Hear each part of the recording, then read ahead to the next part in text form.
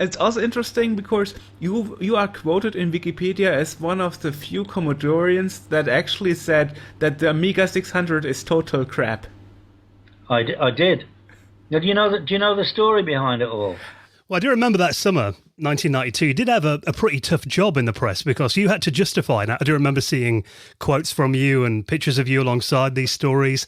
Commodore's decision to kill off the best-selling Amiga 500 and sell the idea of the replacement machine, the A600, which didn't seem all that popular with the readers of the magazine. So what memories have you got of that? And what did you think of the Amiga 600? It was cheaper. Okay. That's it. That was the drive. It was basically, pretty much the same. It was a same kind of deal, but it was the manufacturing costs were significantly cheaper. Okay. And when you were, selling hundreds of thousands and millions of computers, an extra $5, $10 here made a big difference. Yeah.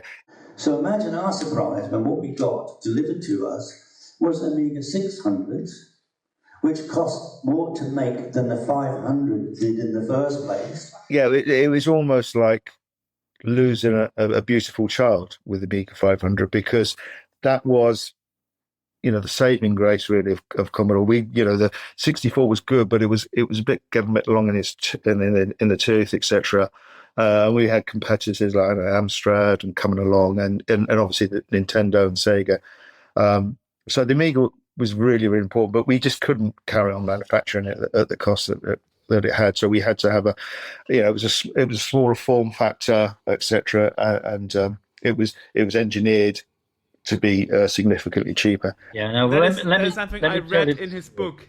I'll tell you the story, because that's not true. I'll tell you the truth. Okay, tell me the true story. Okay, now... It cost more money to make than the 500 did. And because the Germans had, unbeknown to us, the Germans had said to me, we're not going to sell anything that hasn't got a hard drive in it. So the idea of a low-cost entry-level machine was immediately gone. And it was a complete and utter nonsense that day, And at the end of the day, that's what we were trying to do: drive the cost down as low as possible, so we could sell as many as possible. Anyway, it was all agreed. We left home, went back home, and then about 2 months later, we got a delivery of 600s, A600s, and the A600. Because without us knowing, the Germans had said to Mehdi, we will not sell anything that hasn't got a hard drive in it. We won't sell it.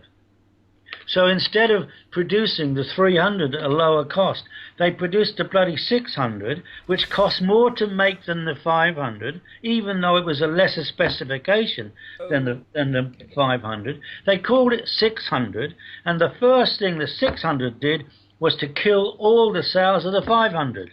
Can you see what I'm saying? Yeah, sure. So that is the truth with the 600. It should have been the Amiga 300. And it wasn't. It was a worse machine. It cost more to make than the 500 did, which is crazy. Sold for more than the 500 did. And anyway, the bottom line is... And the next thing you know, we get delivered an Amiga 600, which was much less specified than the 500. It cost more to make. It had an internal hard drive, which we'd said we don't want that to start with. And because it cost more to make, they wanted to charge more for it. What happened there? Oh dear.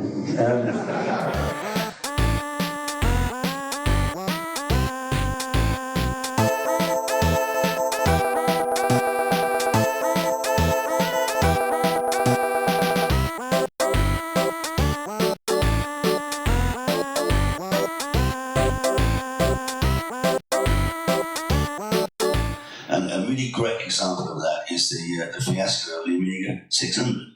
So that's the truth behind it.